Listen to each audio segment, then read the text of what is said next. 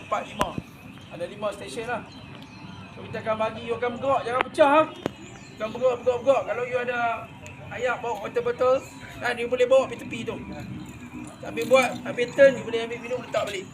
Tak payah lari masuk. Nowadays bola sepak, you boleh main, you boleh berhenti ambil minuman, it's okay. As long dia tak mau tengok you dehydrate, kan? Tak mau tengok lagi muka pucat, tak cukup air apa semua, pingsan pula, apa ni? Suka pingsan. Nak jawab. Okey. Clear. So sini ada kawasan ni, tak kacau.